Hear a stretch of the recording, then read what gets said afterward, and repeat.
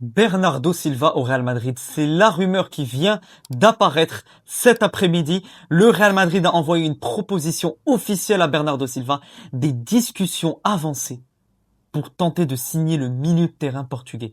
Un accord en cours avec Mourinho qui pousse et le Real confiant pour anticiper le Barça et l'Atlético. Il est une priorité pour José Mourinho. Franchement, je l'avais pas vu venir. Je l'avais pas vu venir.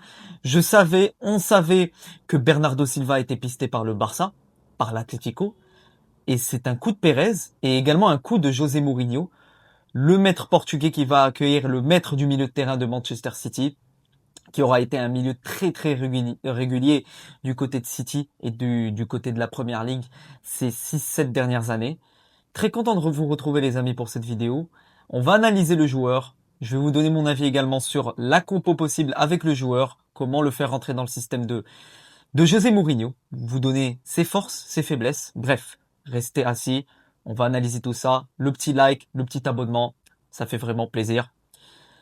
Déjà, je pense savoir un petit truc, c'est que, voilà, je pense que Mourinho et Bernardo Silva ont le même agent.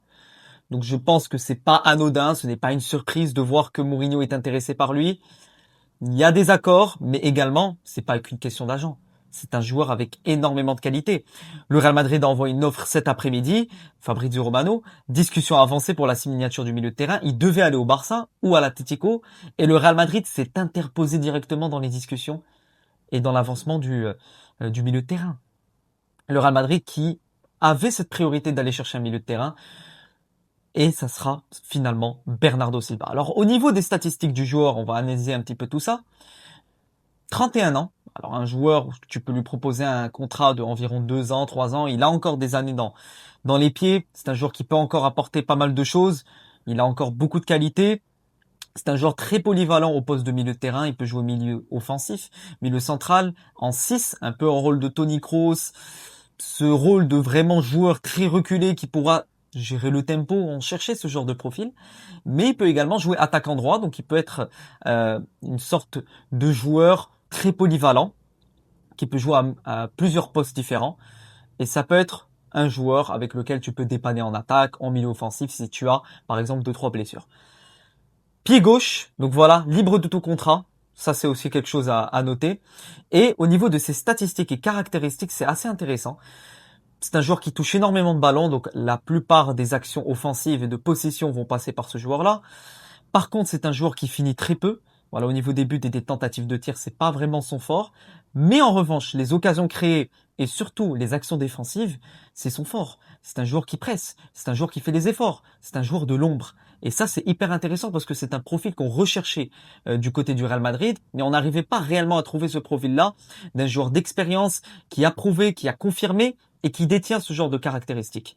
Évidemment, il est passé par Monaco, par la grande académie de Benfica, par Manchester City, 460 matchs joués, 76 buts avec Manchester City. Cette saison, c'est quand même 2800 minutes jouées, 2 buts, 4 passes D, 34 débuts de match et 38 matchs joués, donc 38 apparitions. Assez intéressant. Au niveau de sa hitmap dans la surface, c'est un joueur très présent en dehors de surface, mais également dans la dernière passe. C'est un joueur qui peut être également devant les points, mais sa qualité première sera évidemment le jeu de passe, le jeu dans la dernière passe ou l'avant-dernière passe, et ça c'est quand même assez intéressant. Donc voilà, au niveau de ses statistiques offensives, on voit que c'est pas réellement son fort. Voilà, au niveau des buts attendus, XG créé, hors penalty et même XG tout court, c'est pas son fort.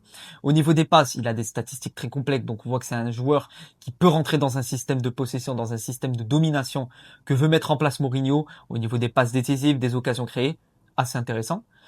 Possession, comme je vous l'ai dit, et également de la défense. On cherche des joueurs à profil défensif qui peuvent faire le travail de l'ombre et faire des replis défensifs. Au niveau des actions défensives, c'est un joueur qui n'hésitera pas à être un chien sur le terrain, des interceptions à multiples reprises, tirs bloqués, voilà, de bonnes récupérations, 146 récupérations en moyenne, dégagement, invincibilité au niveau des duels, c'est assez intéressant. Avant de passer au niveau de Transfermarkt, j'ai envie de vous montrer quelques statistiques que j'ai trouvées. Voici une petite un petit schéma qui montre un petit peu en globalité tout ce qu'on a pu prendre juste avant au niveau de ses stats défensives et offensives. Ça confirme ce que j'ai dit. Offensivement, c'est pas un joueur qui va t'apporter. Maintenant, dans la dernière passe, l'avant-dernière passe et dans le travail de l'ombre, c'est-à-dire le travail défensif et du repli et du pressing, il sera très présent. Même également dans les passes progressives et dans les courses progressives, c'est quelque chose de très très important dans le football moderne.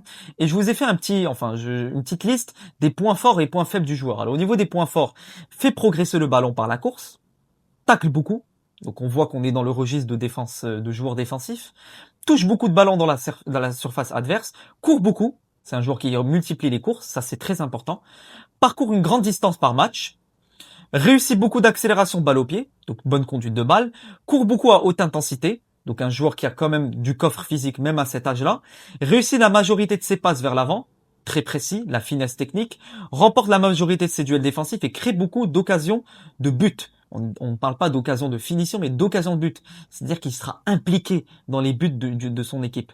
Ça sera le joueur dans l'avant-dernière passe, la dernière passe ou dans la toute première passe avant le but. Au niveau de ses points faibles, donc en général, c'est des points faibles offensifs. Perd la majorité de ses duels aériens, c'est pas un joueur qui sera très très bon niveau duel aérien, dispute peu de duels aériens, provoque peu de fautes, donc c'est pas un joueur agressif, marque peu, récolte beaucoup de cartons. Donc on voit qu'il n'est pas très à l'aise au niveau de pourquoi pas des actions sans faire de fautes. Dispute peu de duels défensifs, sprint peu et 4 peu de tirs. Donc voilà au niveau de ses points faibles. Maintenant, je suis pas d'accord avec le discute peu de duel défensif vu qu'on a vu que c'est un joueur qui est bon dans les actions défensives, donc c'est un peu contradictoire ça. Mais bon.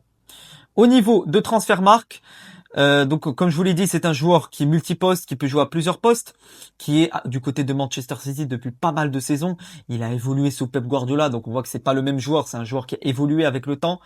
Équipe du Portugal également, donc réputée pour être une nation qui fait évoluer ce genre de joueurs au niveau de des milieux de terrain, au niveau de son palmarès, 6 premières ligues, une Ligue 1 avec Monaco, 2 Ligues des Nations, une Ligue des Champions. Donc on voit que c'est un joueur de grande expérience au niveau des matchs à haute intensité et des matchs de gros matchs tout simplement, des gros rendez-vous. On voit que c'est un joueur qui répond présent. Alors au niveau des compos, j'ai envie de revenir sur quelques compos côté Madrid sur lesquels on peut s'appuyer. On a ce 3-5-2 avec par exemple un Tchouaméni, Militao, Konaté en défense centrale, un Tchouaméni qui pourrait occuper un rôle de milieu et en phase défensive de défenseur central. Un milieu Silva, Bellingham, Valverde, ça peut être intéressant.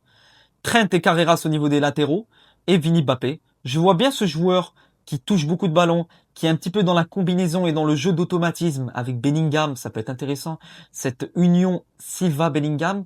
Et j'aimerais bien voir par exemple cette compatibilité Silva-Mbappé, Silva-Vinicius, c'est un joueur qui peut apporter beaucoup vers l'avant et beaucoup de passes précises.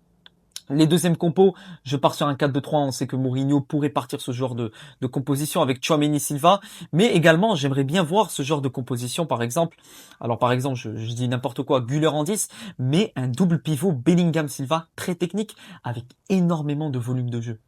Ça peut être intéressant, parce que ce sont deux joueurs assez proches, Silva type portugais, type João Neves, un peu plus Vitinha, un peu plus Kroos, ce genre de joueur qui contrôle le tempo, très calme, balle au pied, ça peut être intéressant. Et il doit avoir à côté de lui un joueur physique, un joueur avec un gros volume. Je pense à Tchouaméni, je pense à Bellingham. Donc je pense que sa venue, il sera très très bien entouré. Et ça peut être une pièce du puzzle qui manque à notre équipe justement. Par contre, évidemment, ça fera beaucoup de milieux de terrain dans notre équipe. Il faudra vendre. Il faudra faire des choix. Je pense à des joueurs comme Camavinga, qui n'ont plus forcément leur place dans cette équipe du Real Madrid, qui n'ont pas réellement prouvé sur ces dernières années, sachant que c'est un joueur qui a quand même pas mal de saisons dans les pieds, mais pas épargné par les blessures. Et je pense que ça sera le moment de céder sa place cet été et de quitter le Real Madrid. Il y a beaucoup de clubs actuellement qui peuvent accueillir Camavinga. Je pense à des clubs de Ligue 1, pourquoi pas. On a vu que le PSG était sur cette piste, mais bon, ça s'est un petit peu évaporé. La Première Ligue, la Bundesliga, peu importe, mais il a sa place dans pas mal d'équipes. Ceballos devrait quitter le club également pour l'Ajax.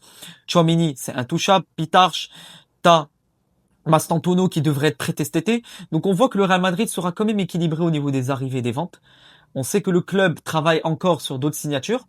On parlait d'un autre défenseur, peut-être Josko Gvardiol, qui sait, et d'un milieu de terrain. Le milieu de terrain, ça devrait être Bernardo Silva. Et je pense qu'ils ne signeront pas d'autres milieux de terrain, malheureusement. Mais bon, Tu as quand même pas mal de chantiers sur d'autres postes et tu devrais te concentrer sur la défense centrale que sur ce genre de poste comme le milieu où tu as quand même pas mal de ressources. C'est ce que je voulais dire les amis pour cette vidéo. Donnez-moi votre avis. Moi, ça me fait plaisir. Je vais pas vous mentir. Un Bernardo Silva comme ça qui vient au Real Madrid, je m'attendais pas. Je m'attendais pas à sa venue. Je m'attendais plutôt à sa venue côté Barça ou Atlético, parce que c'était la tendance actuellement. Est-ce que c'est un coup de Pérez? Peut-être. Qui voulait, entre guillemets, se venger, même si je pense pas à côté Atlético avec tout ce qui s'est passé, Alvarez et compagnie. Côté Barça, on sait que c'est un joueur qui cible. Voilà, Pérez cible. Pas mal de joueurs que le Barça veut. On avait Julián Alvarez, ça veut titiller un petit peu. Il y a Bernardo Silva. Mais je pense plus que Bernardo Silva, c'est un joueur que José Mourinho veut, vu qu'on a vu que c'est Mourinho qui a pris contact avec le joueur. Portugais, qui a évolué également avec Benfica à l'époque, à Manchester City. Mourinho a dû le suivre et le connaît très très bien, connaît son profil. Peut-être qu'ils ont le même agent. Je pense qu'ils ont le même agent. J'ai pas vérifié cette information, mais je pense qu'ils ont le même agent qui est Jorge Mendes. Si ça s'avère vrai, normalement, ça devrait être scellé. Le Erwigo devrait passer dans les jours qui viennent, peut-être même demain. Prenez soin de vous les amis, c'est tout ce que je voulais dire pour cette vidéo. Donnez-moi évidemment votre avis en commentaire concernant la possible, ou plutôt la venue de Bernardo Silva, ça devrait être vrai dans les prochains jours. On va être concentré dans la Coupe du Monde dans moins d'une heure. À l'heure où je tourne cette vidéo, on aura Mexique-Afrique du Sud. Match d'ouverture de cette Coupe du Monde. Je vais essayer de profiter un maximum et de prendre du plaisir. N'hésitez pas à me dire si vous voulez des vidéos Coupe du Monde. Je ne pense pas faire un débrief pour le match d'ouverture. Je verrai si j'ai le temps. Prenez soin de vous. À la Madrid, in Adamas et à bientôt pour de nouvelles aventures. Ciao les amis.